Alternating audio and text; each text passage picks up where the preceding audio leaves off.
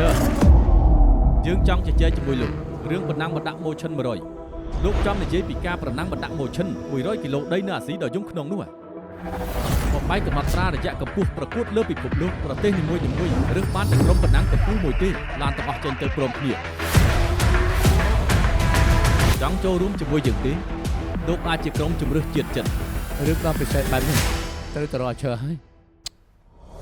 ខ្ញុំរៀនជឿជាក់មិនបានខ្ញុំបរិភើមិនបានចិត្តខ្ញុំបរិភើចង់រននៅបើកបោះស័ក្តិសមបំផុតត្រូវតែជំរុះខ្ញុំយល់ស្រប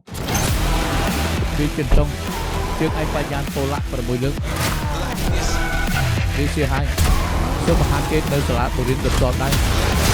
លីលុនវ័យដៃបណ្ណាបណ្ដាក់នៅក្រៅផ្លូវរត់បកាយជាងគេទាំងអាយុនៅក្មេងវាជាហើយជើងឯកបញ្ញាប៉ូឡាក់លើកចុងក្រោយពួកគេគឺជាកពូលអ្នកបណ្ណាឡានពេលនេះហើយក៏ចង់បង្ហាញភាពខ្លាំងខ្លួនលើឆាកអន្តរជាតិផងដែរចុះក្រែងគ្នាយើង9នាក់រាប់ខ្ញុំចូលមួយដែរទៅខ្ញុំមានយឺតឯណាដាក់ឲ្យរៀប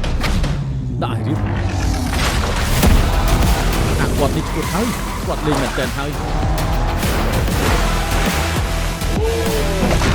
អាពេលនេះរៀបចេះប៉ុណ្ណឹងពីស្រុកណាមកទៅ